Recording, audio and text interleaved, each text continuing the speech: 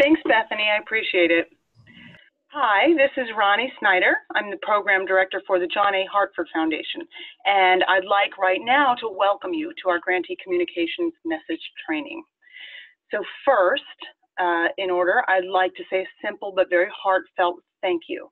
Thanks to all of you for the important work you're doing to improve the care of older adults.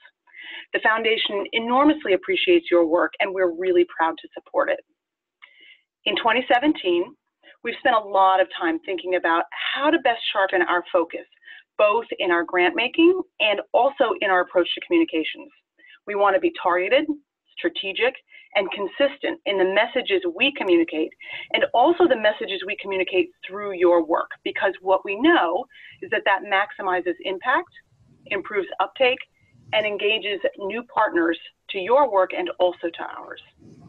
Today, you'll be hearing from our communications consultants, you've heard from Bethany already, at McCabe Message Partners about how to communicate about your foundation-funded project, and also learning about the communications resources that are available to you as grantees. Right now, I'd like to introduce my colleague, Marcus Escobedo, Senior Program Officer and also Communications Director at the John A. Hartford Foundation, so he can provide some context for the discussion. Great, thank you, Ronnie. Hello, this is Marcus Escobedo, and thank you all for joining us today. And we really do appreciate your shared work with us to improve the care of older adults. I want to let you know what you can expect from today's session and explain its origins. Today's session stems from a strategic communications effort that the John A. Hartford Foundation launched earlier this year. It began with a series of interviews conducted with grantees, some of you, and other influential stakeholders, where we discussed how we talk about our work. We learned that just as we have sharpened our strategic approach, we also need to sharpen our communications. There is a lot of respect and appreciation for our voice that we heard from our stakeholders that we interviewed, but we also heard that we need to deploy that voice wisely. We also have ambitious goals, so we need to be careful to communicate often about those goals and stay on message, as it were, so that it's clear what we are trying to achieve in partnership with you. As we strengthen our communications, we want to support your own strategic communications as well with lessons that we are learning. For example, we all spend a fair amount of time talking about our issues in the way that we speak to each other in the field. But we also need to think about how our audience talks about these issues and what they want to hear. And at the end of the day, we need our communications to resonate with a broader audience that goes beyond our usual partners. So that's where we've been focused, and we hope you'll focus there as well. Ultimately, we've developed two overarching communications goals for the Foundation, which are, one, to position the Foundation and its grantees as a go-to resource for change makers, primarily policymakers and health system leaders. And two, we want to differentiate the Foundation as the preeminent philanthropic organization in improving the care of older adults. So a lot of what you'll hear today centers upon that phrase, improving the care of older adults. It's a fundamental part of our message, and it's one that we hope you will use as you communicate about your Foundation-funded project. In a moment, I'm going to hand things over to Patrick McCabe and Bethany Hardy of McCabe Message Partners, who will kick off our discussion about how to adapt the Foundation's messaging with your own. We've given you a toolkit to help, and we'll discuss that. We'll also discuss additional ways the Foundation can support you on communications. And finally, we'll open the floor to any questions that you might have, and we'd love to hear about your needs and ideas. Finally, a housekeeping note. During this webinar, you may submit questions, as Bethany mentioned earlier, at any time through the Q&A button at the bottom of the screen. And we'll save those questions for the chat portion at the end of the discussion. So let me turn it over to Bethany.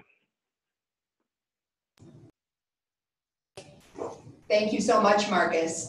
We are going to begin by taking a little bit of a gauge of who we have on the webinar with us. So at this time, I'd like to take advantage of our wonderful polling function here on the webinar. We have two questions for you, and what we would like to do is ask you to simply answer these two questions. Number one, who is on the webinar? Tell us what kind of organization you represent.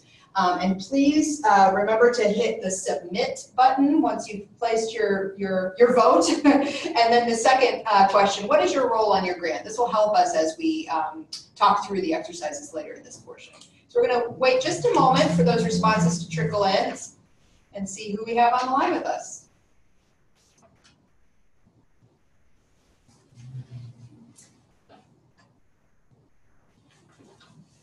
Okay, that's terrific. Well, hello, everybody. This is Patrick McCabe with McCabe Message Partners, and we're delighted to be joining you this afternoon. We're a niche communications firm that's located in Washington, D.C. We focus exclusively on health and healthcare. That's all the work that we do. We have a staff of about 27 people, and this year we've been delighted to have the opportunity to work with the staff of the John A. Hartford Foundation. I've been in communications for 30 years as a reporter and a spokesperson, and I've worked at a number of public relations agencies and then formed my own company 19 years ago, and we've had the great luxury of working with nonprofits and health systems and academic institutions for the last couple of decades.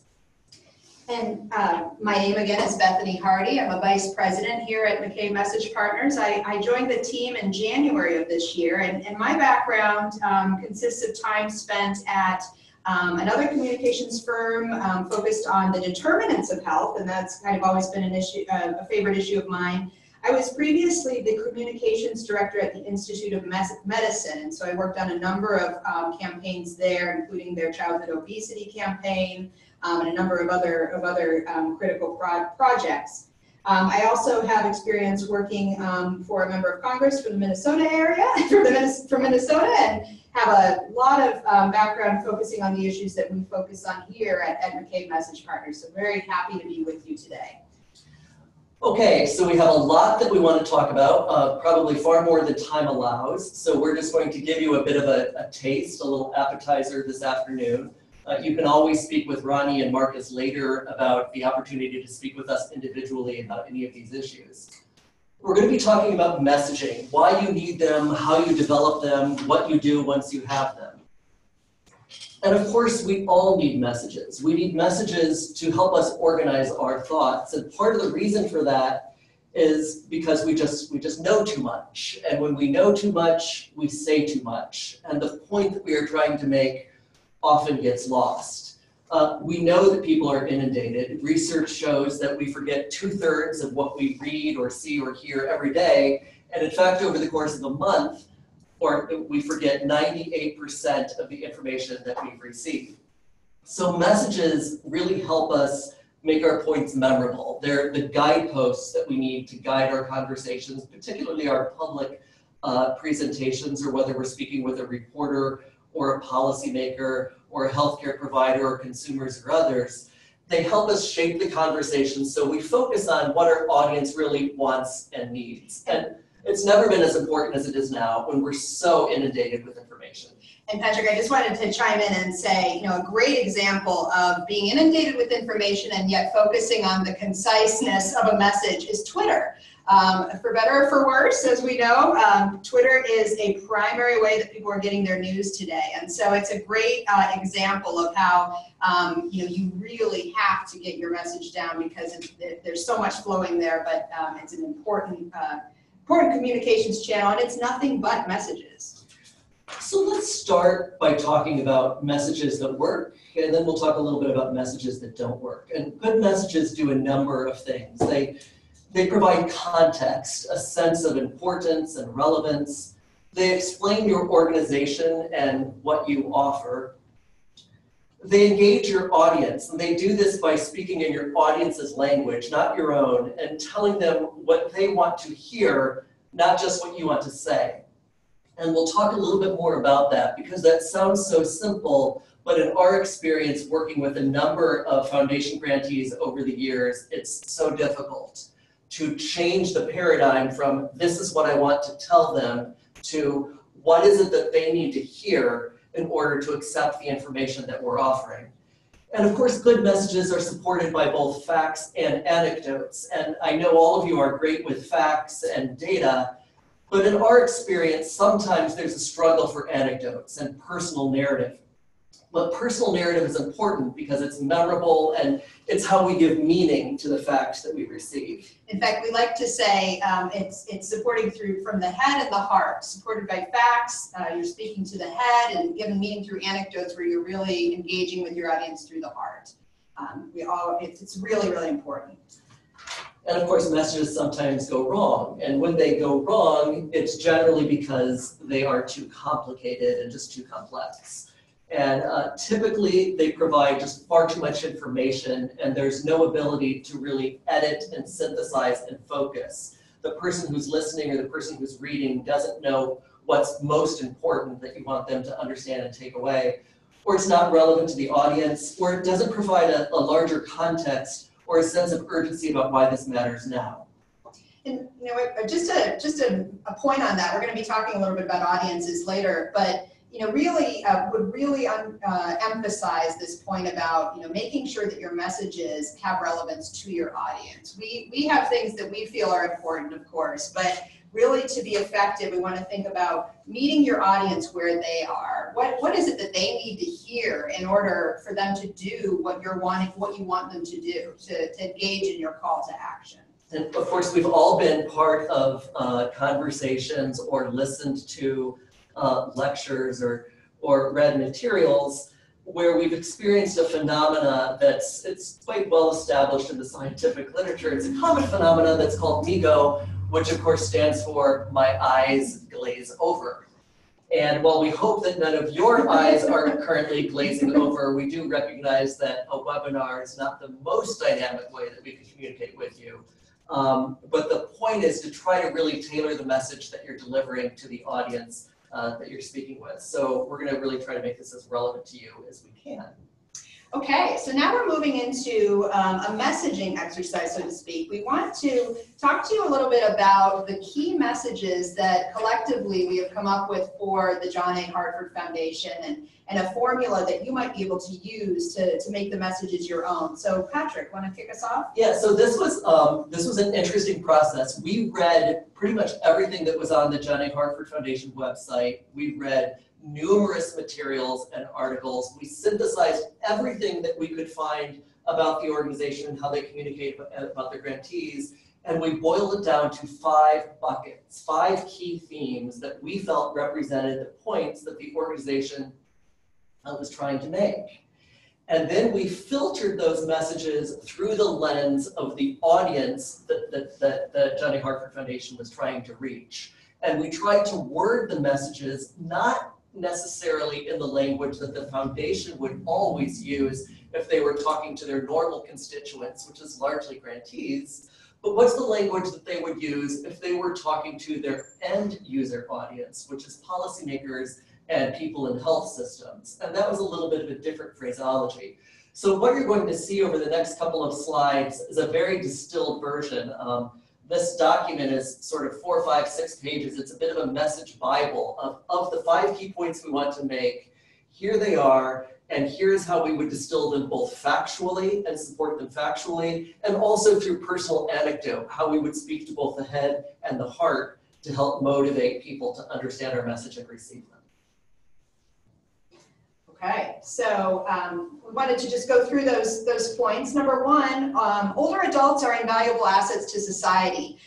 This really was, it was important to convey the contributions that older adults make. I'm sure that a lot of you, most of you on the line today would agree agree with this one. But the knowing that older adults are productive and making contributions, we wanted to make sure that that was elevated in the messages. The second point, the John A. Hartford Foundation is a leader in improving care of older adults. We're not just saying what the foundation does, but here is where, as we mentioned before, that unique value proposition comes into play. What can the foundation, and by extension its grantees, claim to do that nobody else can do? So it's, for more than 35 years, they've been building, not just funding these projects, but building a field of experts in aging and health. And a critical part of the foundation's trajectory is that they're now focused on testing and replicating all of these great innovative approaches that they've been supporting for so long. So that's a really kind of the meat and potatoes of the message. On the next slide, we have the other points that are part of the key messages. This is kind of an echo of laying out the urgency or laying out the challenge or problem. Healthcare for older adults needs to change. No matter what kind of organization you represent on the phone today, I think we're all here and with that as one of our main goals. We need to improve healthcare for older adults in some way. You want to, oh, sorry. And the next point, focus on achieving measurable impact. Again, this is not just talking about funding projects. Where the foundation, and again, by extension, its grantees, are making a difference and making impact in scaling the approaches. So we wanted to make sure that that was elevated in the key messages as well. And finally, and very importantly, there always needs to be a call to action message. So we have this call to action that we've kind of customized it in a way that it can work for the foundation's primary audiences of policymakers and health system leaders, but we would encourage you as we go through the next exercise to think about how you're speaking to your audiences and the specific call to action that you would make to them. So now that we have these sort of 5 overarching messages for the John A. Hartford Foundation, it enables us to look at their communications in a very strategic way. So whether it's a blog or a newsletter or a media interview, or last week Dr. Fulmer was on Capitol Hill, or if she's speaking or the senior staff is speaking to any number of audiences, we can run the comments or the newsletter article or whatever it might be through the lens of these 5 messages. And we make sure that every opportunity is an opportunity to repeat a core message. So this slide, as you can see, and I want to point out, as I think you all know, you have been given a toolkit of materials. And so before this webinar, all of these slides that Patrick and I are going through right now are parts of your toolkit. And we're starting with the document that is about the messages and the formula for making the messages your own. I just wanted to point that out to you. So right now we're going to show you a formula that has worked well for us. We encourage you to play around with it, see if it can work for you. I do want to say, we're moving through this presentation at a pretty fast pace, and we by no means expect you to get this formula down pat. We want to use this time with you to introduce the concept and have you be thinking about how you might be able to tailor it to work for your organization. Yeah, let me just echo that a little bit. I know that your organizations probably have messages, and you might have messages for this particular project that you're working on with the John A. Hartford Foundation. And this exercise and this framework for message development is a bit simplistic, but it does show you in 4 pretty clear, relatively simple steps how you can put together a message framework to guide your communication no matter what the circumstance is or who your audience is. Yeah, that's very helpful. So let me take you through the 4-part formula. So as you can see here, we believe that your message can be unpacked in these 4 pieces. First, laying out a problem or a challenge. You may not want to call it a problem, but it's that point we made earlier about urgency. Something needs to change. Something is not working. And so this is where we would encourage you to think about a problem that illustrates the key message of healthcare for older adults needing to change. And I am going to take you through step by step this formula in the corresponding slides. Second part of the formula is laying out a solution. In the broadest terms, what's the solution to the problem you've outlined above? This is where we kind of talk about what, in an ideal world, how would this be addressed? Third part of the formula, and arguably the most important part of the formula, what are you doing? How is your organization, and by extension, the foundation, uniquely contributing to the solution? This is where we really want to get in that message about your impact and how you're making a unique contribution that nobody else can claim. And finally, what your audience needs to do, that call to action to your target audience. So let's just go through the next couple slides, and we've come up with a hypothetical example using a fictitious organization that is a home-based care provider. So let me take you through step by step. So for this organization, as we think about the problem or challenge part of the formula, we would say something like, poor quality care harms older patients, causes families to suffer, and wastes money. very layperson friendly terms, very simple, kind of showing you what's at stake. The next slide, we get into the solution. So what is the solution? Well, in this case, we wanted to say older adults should receive high-value, evidence-based health care that treats them with respect and dignity and meets their goals and preferences. For this hypothetical situation, this home-based care provider, we know that a majority of seniors prefer to age at home. So that last part of the point, the care that meets their goals and preferences, is very important to this particular organization. We want to reflect that in the solution point. The third slide, what are you doing to contribute? So this is where, again, we don't want, this is where sometimes organizations can succumb to the temptation of telling every single detail about what you're doing. And we don't want to do that. We want to talk about how are you making a unique contribution and unique impact towards solving the problem. So Organization X provides safe, high quality care to older adults in their own homes, a program that has been proven to reduce healthcare costs and hospital readmissions. And then ideally you can go on to talk about, give a nod to the foundation and talk about what, how you're doing that. But it's really important to unpack what you're doing, and if to the extent that you have some impact data that you can show how you're contributing, it's great to put that there. And again, at the end of the conversation, we hope to have some time to maybe try out a few of these formulas with you all. Finally, what your audience needs to do, the call to action. And you never want to miss an opportunity to make a call to action to your audience, even if it's, visit our website to learn more. So in this specific scenario, health systems leaders who are looking to build their capacity should contact us and learn how to implement the program. So we make it very concrete. Okay, next we're going to go through items, thank you Bethany, we're going to go through items that are in the toolkit that you've been provided, and the first is 10 tips for delivering messages effectively. So now we've talked about why we need messages, we've talked about what makes them effective, we've given a sample framework for developing them, so what do you do with them when you got them? Well, these are 10 tips for delivering them effectively, whether you're at a conference or you're speaking with a reporter or in any really opportunity. They're the basis of what we use for message training and for media training. I'm not going to go through these now because of some time constraints, but we welcome the opportunity to help you with this if this is something you or your senior staff need help with later on. Each of these is a module in the training process. So we teach and coach people how to, I'll take number 2, for example, it's the message, not the question.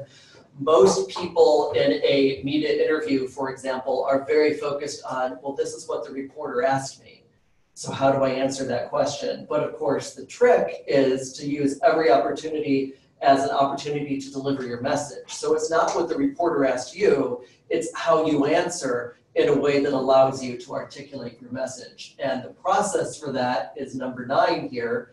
It's called block and bridge, which is, some of you will be familiar with that. It's about blocking the question that you've been asked and then transitioning or building a bridge to the message that you want to articulate. And it's a learned behavior, and we coach grantees through that. We'd be happy to talk about that a little bit more with you later. Patrick, I just want to also emphasize one of my favorites in these tips. Number 8, headline your comment. And again, this is in your packet, and we have a few extra layers of detail to give you more color behind these tips. But I really want to emphasize this one, headline your comment. This is where we often see when you're in a conversation, having a conversation with a reporter or whomever, it's very tempting to just start spilling everything out. But we would encourage you, again, using this message formula and as you're thinking through your answers, to kind of make that one point that you want to get across succinctly right away, and then back it up and start explaining it. But I think a lot of times, especially when you're nervous, especially when you haven't prepared, you just start running, you just start running and going. And being able to control the message, especially if you have those messages in your head and you've practiced them, being able to lay that out for a reporter or whomever you're speaking with is really important. So just wanted to point that one out. Okay, so the next slide features another element of your toolkit, which is some sample social media content. Just a couple of points about this. You'll have a more extensive list in your toolkit, but again, we just wanted to give you an idea of how you could be pulling out some key themes from the foundation's key messages and using them for your own. So these tweets on this page, you know, we really kind of are echoing two main points related to the key messages. Number one, we're all focused on improving care for older adults. Number two, another thing that you'll see is woven in here is again that point about older adults making vital contributions to society. I think the subtle implication of, you know, not being ageist and focusing on how much of a value that older adults play is important. Those are the things that we've chosen to emphasize in these tweets, but this is again just intended to help you start thinking about how you can customize the messages. The next slide is another element of your packet, the Facebook post. We have a couple of those in there.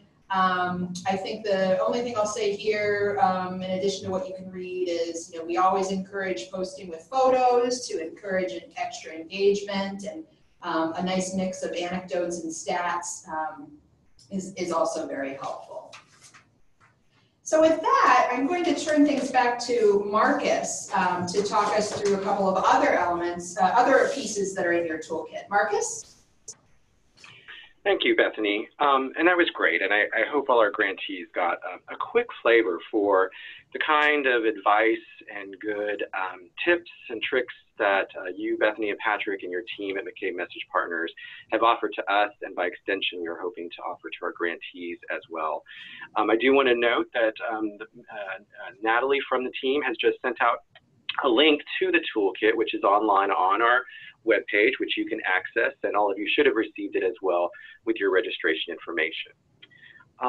I also want to make one other comment, which is that many of you in our grantee network probably know about the Reframing Aging Project. And I just want to note that that information is also posted on our website, and we'll share afterwards with you links to these resources. But for those of you that are aware of that initiative, we are here at the John A. Hartford Foundation incorporating those recommendations into those messages that McCabe Message Partners helped us develop, and we will continue to work on incorporating those recommendations in our messages as we move forward, and hope to work with you on that as well. Now, though, I want to turn from these great tips and advice around messages and how you might use a framework that Patrick and Bethany reviewed, and talk a little bit about how we at the Foundation can work together with you as grantees. And first, I want to review a little bit about our grantee communications guidelines, our expectations for you as grantees. Now, many of you have review some of these expectations with us on our new grantee communications orientations calls. And what we're providing to you in our toolkit are some updated information from what you received in your administrative procedures guide as a grantee.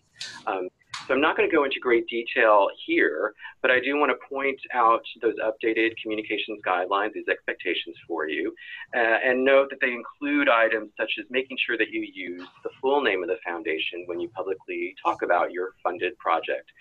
We use the John A. Hartford Foundation instead of shorthanding as the Hartford Foundation, which can cause confusion with other organizations. But the guidelines also include approved descriptions of the John A. Hartford Foundation that you can use in your materials and press releases and on your website. There's information in the toolkit about our logos and our brand guidelines, which you can download and we encourage you to use. We also provide a request for grantees to share photography from your projects with us, and we will do the same. We know that visual images are very important in communicating our messages. We also, in the communications guidelines, have information about how we here at the Foundation can help you develop your communication strategy as part of your project. And with that, let me move to the next slide. We can talk a little bit more about that and developing out your communication strategy, which is one component of how we here at the Foundation hope to be supporting you all as grantees working to improve the care of older adults. And so we certainly, for example, want to promote and amplify your work through our website's events and activities page. And I encourage you to visit that page frequently. It has great resources from many of you that we're constantly putting out into the world. I also encourage you to focus in on our social media channels, which are here to help you. We are exploring ways also of providing even more support to you as grantees.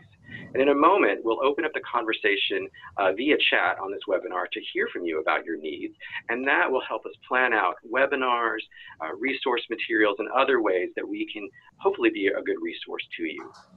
To that end, I do want to mention that on a limited case-by-case basis, we may also make some additional communication support available to grantees through our communications consultants at McCabe Message Partners.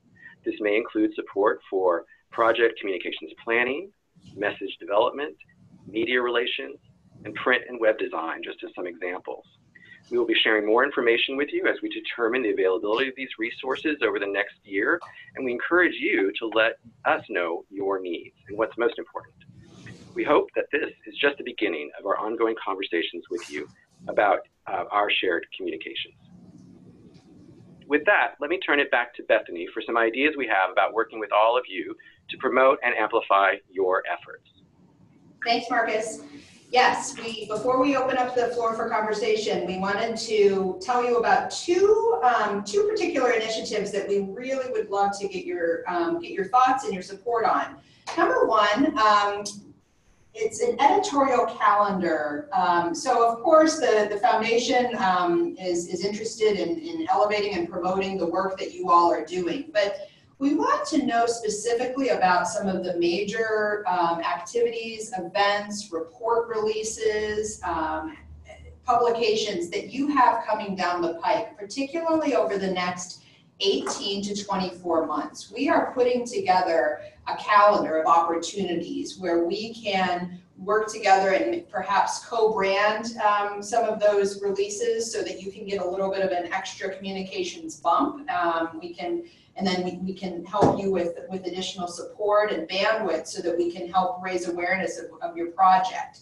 If you have ideas of these kind of projects, please let your program officer know. We are literally putting together a calendar, so it would be great to get those kind of activities sooner rather than later. So again, just a plug to let your program officer know about anything, and err on the side of telling us more rather than less. We want to be able to have a rich calendar of opportunities and perhaps be able to call on you from time to time to collaborate and elevate those opportunities.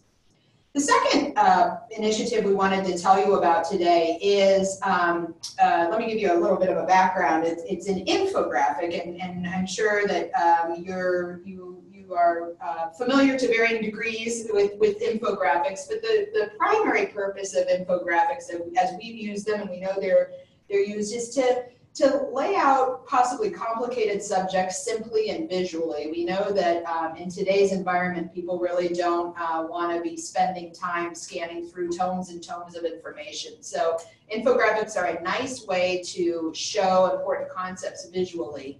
What we would like to do is to show the collective impact of all of the foundation's grantees' work, is create an infographic that shows how we are all working to improve the care of older adults. And so what we would like to have you think about, and certainly would welcome your questions about this in the chat time, is any examples that you have, either anecdotal examples or quantitative impact data examples, where you can tell us about your program and the difference that it's made. And just to broadly guide you, if maybe to start thinking about the way that the foundation talks about its work in the three areas, supporting caregivers and building age-friendly health systems and improving end-of-life care and support.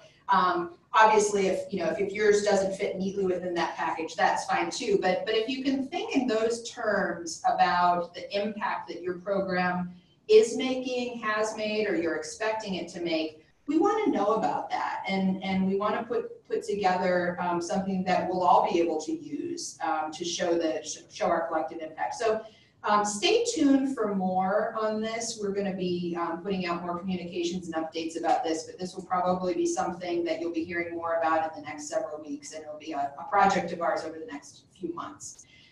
So with that, I think we've come to the end of the speaking portion of our program.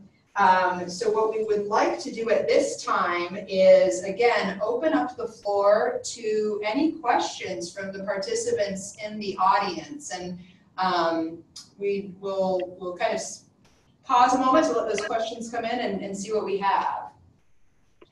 And Bethany, this is Marcus, and maybe I can frame up this Q&A section of the discussion for our group just a little bit. I'm very interested in two main areas of questions to begin with, and we've got a good 15, 20 minutes if we need for this. But number one, if any of our grantees have any clarifying questions or comments about any of the prior information that's been delivered, please do chat those in now. Secondly, and what I'm even more interested in, is if you could also think, what is your biggest communication challenge? What are your big needs? What could you use the most help with? That is something we'd love to capture right now in chats coming in. We can discuss those a little bit, get feedback from Bethany and Patrick, and that will really help us plan out our support over the next year or so. So again, any questions that you might have about any of the material that's been provided? And two, let us know, what are your biggest communications challenges, your biggest needs? How can we best support you? Great. Thank you, Marcus. Okay, I'm going to read some of the questions that are coming in, and I'm going to open it to the floor and to you too, Patrick, to answer. So first question, how do I talk about a project funded by more than one funder? And yeah, again, Marcus, if you want to chime in on any of these, it's kind of the floor is open. That's great. And I will also invite Ronnie as well. But, you know, Patrick, Bethany, you've had a lot of experience with foundations. Why don't you share a little bit about your experience with helping grantees discuss multiple funders? Sure, happy to. So in our experience, grantees feel that there's a little bit of built-in cachet to show to the world that they've been funded by a prestigious national healthcare foundation. In part because it signifies that this organization has done pretty extensive due diligence and found their work to be worthy of further support. So if you're funded by more than one foundation, we would recommend by all means post information that you've received funding from two different foundations for a single project, or you've received funding from 4 different foundations for work in the space of aging. And then if you're speaking specifically about this John A. Hartford Foundation funded project, single that one out. But there's a lot of utility to highlighting the fact that you've received foundation funding. Great. Real quick, Bethany, I'm sorry to interrupt. Let me just chime in with one other point on that about multiple funders, particularly if you're receiving foundation funding from us here at the John A. Hartford Foundation. We believe so strongly in collaboration with other foundations and other partners, even beyond philanthropy, that might be supporting your work. And we work very hard to coordinate our efforts with those other organizations. So we certainly welcome you to work with us, and we will work with all of the partners in messaging, in communicating about your work. So please feel free to contact us and communicate about those issues with us. Thanks. And this is Ronnie speaking. I just want to add, thank you, Mark, for amplifying that, because it really is important to us that not only our work be acknowledged, but the work of our funding partners. We want to make sure that we are giving full credit to others as well, and that you should feel comfortable listing both us and them in terms of the support that your work has garnered. Thanks, Ronnie. Thanks, Marcus. Okay, another question that has just come in. Who should we share our communications products with? Our program officer? Marcus, I know you have an answer to that question. I do, and yes, your program officer is usually, for most grantees, they're actually, yes, always, is the main point of contact here at the foundation. So we encourage you to use that point of contact to share information with them. We work very closely here as a team, and your program officer will communicate with me as communications director. I will bring in our communications consultant, and that is definitely the way to go. Go to your program officer. Great, thank you. Another question, can we reach out to message partners directly? What can they help us with? Again, I'll let you kick it off, and we can supplement the answer, Marcus. Yeah, sure. No, great question. There's really two ways about this. First, I would say contact us first. If it's about your funded John A. Hartford Foundation project and you're interested in working with McCabe Message Partners, do go through your program officer who can have a conversation together with all of us about your needs. As I mentioned earlier, we may have some ability on a case-by-case basis to, through our own resources here at the Foundation, provide some consultation to you from McCabe Message Partners. And then we can also discuss whether it makes sense for you to have independent contact with McCabe Message Partners on a different level and a different format or a way of doing business. Bethany, Patrick, anything you want to add to that? No, I think that was very thorough. Okay, great.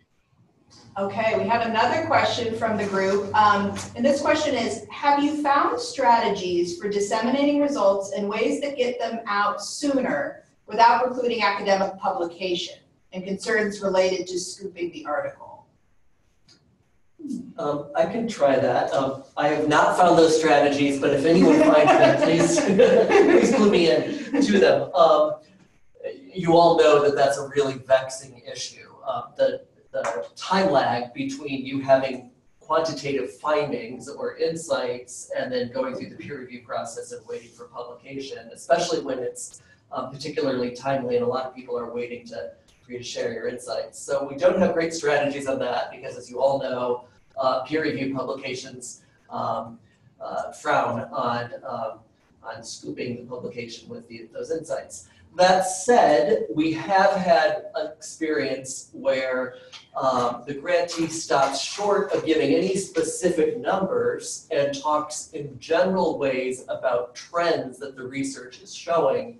And that, if done in a blog or if done in a presentation, and again, stops short of providing actual numbers, showing a sense of trends is a little bit different, and we have not had such an issue with peer-reviewed publications when that's done. Great. The questions are rolling in. This is great. Another question we just got. Do you have any guidance on the frequency or cadence of messaging about foundation-funded projects? Marcus, would you like to tackle that one on frequency or cadence of messaging? Yeah, it's a great question. And I guess my initial reaction would be that that's really a case-by-case basis and really dependent on the project, its goals, its objectives, and what it's trying to accomplish, as well as what the products are of that project and how they'll be coming out, which can lend itself to really good promotion and communications activities. So one way that we like to tackle this is at the time of a new grant, having our grantee communications orientation session sometimes surfaces this, and we decide together upon what's the best cadence here for putting out information. But I will say in general that our experience here has been with grantees that more is better. That frequency of getting messages out, whether it's building demand and awareness of the issues that you're working on and the solutions that you have to those particular problems, or whether it's about preparing for dissemination. Oftentimes we underestimate the need for communications and the frequency at which those messages need to go out to your targeted audiences with the right messages and through the right channels. But Bethany, Patrick, you also probably have some good advice here. Is anything that you would add to that? Let's see. I don't think so. Yeah, I think and I will be honest. I'm looking at the long line of questions. I'm really excited about that. Sure. I'm funneling through some of these questions. We want to make sure that we get a good variety here.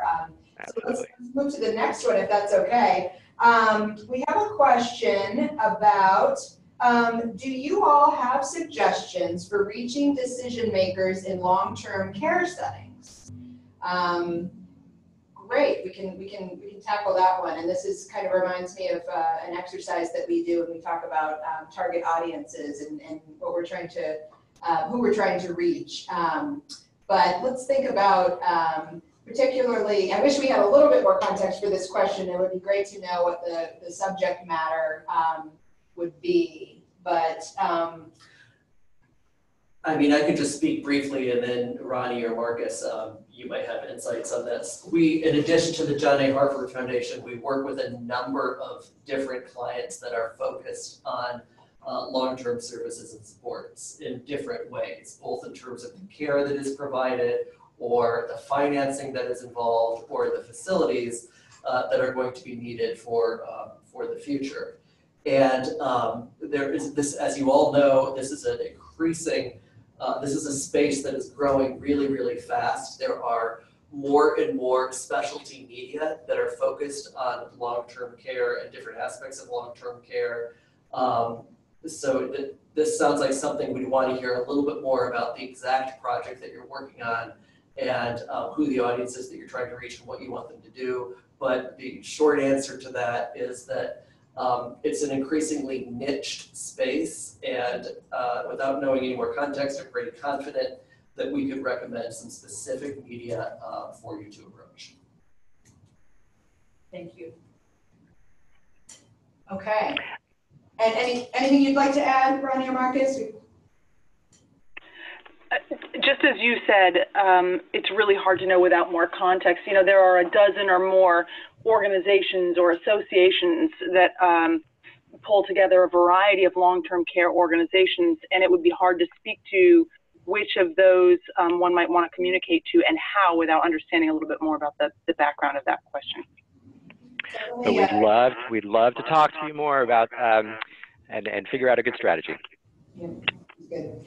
Our next question, I'm gonna edit it a bit because I think I have something to add to it. So somebody has written, we could use some help promoting our products. If we send them to you, can you promote on your networks? For example, blogs and videos. And so, Marcus, I'm wondering if you can answer that question by talking about the kind of material that is most useful for promoting on our networks. I feel like, you know, we really want to make this work for everybody. And so could you answer it with that in mind? You know, what in particular would be the most useful for grantees to send you if they want to cross promote?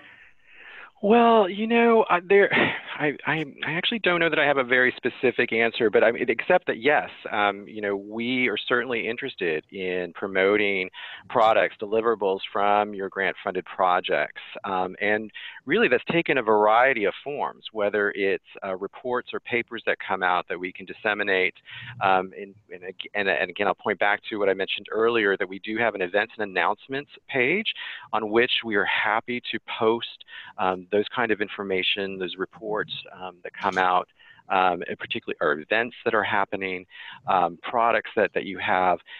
Then what we do is we have a system for pushing that out on social media. And so I would say what's really kind of practically helpful is having links to web-based products that are easy to share via social media and via our website. But just, yes, in general, we certainly have channels and we want to help promote those products. Yeah, this is Patrick. Marcus, I fully agree with that. I also, I hope that some of the grantees or all of the grantees have noticed that there is a new John A. Hartford Foundation e-newsletter that you're receiving, and it's a little shorter and crisper than previous newsletters. So it's a quick read of sort of top-line events, but it includes a little section of quick links to basically what people are reading and what's been released. So definitely share these materials with your program officer, because we will look for ways either through social media or the newsletter or otherwise to make sure that we expand your reach. Great. Okay. Another question, for social media, what hashtags are you generally using? Great question. First, I would again refer you to the sample social media content that's in your toolkit. And Marcus and the team, I would please do chime in. I think age-friendly health systems is one that is being used frequently, as well as older adults. But again, we would, those social media messages that we have crafted for you in the communications toolkit would be the ones that we really like. And anything to add from that, Marcus? Yeah. Those were the older adults we use quite frequently. Hashtag older adults. Hashtag age-friendly health systems, as you just mentioned. We also do hashtag caregiving and hashtag family caregiving quite frequently. Family caregiving being one of our priority areas, along with creating age-friendly health systems. And then we do often use hashtag end of life as another main one, because our third area is serious illness and end of life. And so oftentimes also hashtag geriatrics, hashtag palliative care. Those are some of the big ones that come to mind. Again, this is a great area where we'd love to work with grantees on identifying and in consultation with McCabe Message Partners about what the most effective hashtags are, and sort of creating a strategy around social media that can really amplify your work. Absolutely, yeah. To echo that point, yeah, this is absolutely where we would want to hear from you. If you have a big a Twitter storm planned, or a chat that is going to be important to you, you're releasing a new website, anything like that, we want to hear from you and tell us. We hope you'll use this hashtag with us on this date. I think that we've done that, and that works particularly well in keeping a constant drumbeat going. We have another good question here. It's actually more of a comment, and so I'll share it, and if any of the members of the team want to weigh in. It says, it would be helpful if you could provide us with some upcoming news pegs where we could shine a light on our foundation-supported work. For example, if there's a hearing schedule, share the date so we can plan to reach out to media to highlight a health affairs blog item of study. Great point.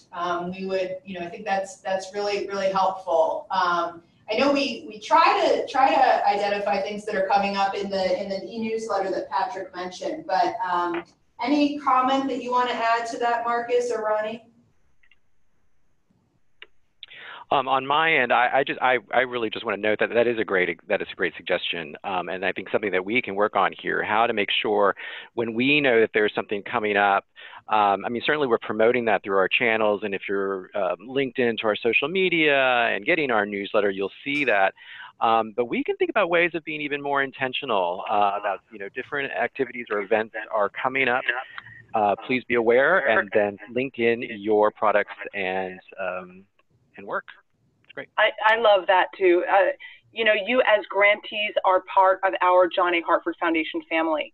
And so to the extent that we can build our communications network more broadly by thinking as a group, as a family, about how to pull that together, I think we'll be very interested in that. It's a great suggestion. Great. Next question. Ooh, this is a good question. Our target audience is incredibly diverse, from patients to providers to payers to policymakers. What do you recommend for communicating with a broad audience without diluting the power of the message? Well, my first answer to that question is I absolutely would challenge you to drill down and even if you feel like you have a number of audiences, I would want to have a further conversation with you about exactly what you're trying to do. I would go back to that formula that we gave you about, thinking about your call to action. Back into it. What do you need people to do?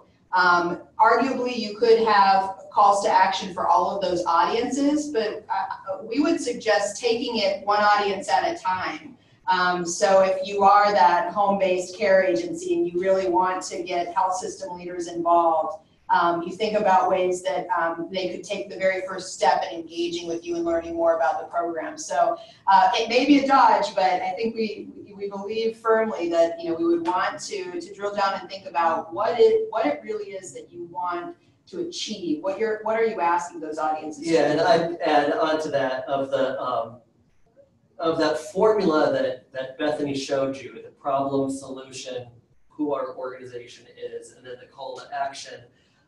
Typically, you will have the same problem, solution, and who we are, regardless of audience. But where it shifts is in the last message, the call to action. And as Bethany said, you might have different things, of course, that each audience you want them to do, and that makes the message relevant. But Typically, if you really focus on this, the problem, the solution, and the who we are can be universal. And then the call to action can be tailored to the different audiences. Thanks, Patrick. We are at 5 minutes to 5 right now, and we do want to give Marcus some time to do some wrap-up thoughts. I wanted to say we have way more questions, but and we appreciate all of the questions that you've been chiming in with. We wanted to let you know we will be tabling all of these questions and thinking of a way that we might be able to reach out to you to get those questions. Yeah, we'll take all of the questions that we have not been able to respond to, and we will put them up, we'll write them down and write answers and share it with the entire group so that no question goes unanswered. And with that, Marcus, let me hand it over to you to provide some concluding thoughts for us. Well, great. I think that those were great pieces of advice and excellent questions from our grantee family, as Ronnie mentioned. And I want to thank Ronnie, and I want to thank Patrick and Bethany for holding this webinar today. But most importantly, I want to thank each of you for joining us. We had over 70 individuals from our grantee organizations join us today, and that's just incredible. And we so appreciate your time, your precious time that you took to think about communications with us. I want to let you know that a recording of this session will be made available to you and to your colleagues who were not able to join. And we also encourage you to participate in a very brief 3-question follow-up survey right after this webinar that we really would like to better understand your needs and support those needs as you go forward. And again, I want to note, please, this is the beginning of an ongoing dialogue and conversation, so please do keep in touch with us through your program officer and through your contact with us here at the John A. Hartford Foundation. So finally, just a big thank you to everything that each of you do to improve the care of older adults. It is a privilege and an honor to work with each of you. Have a great day. Thank you. Thanks, Marcus. All right. Take care, everybody. Bye-bye. Bye.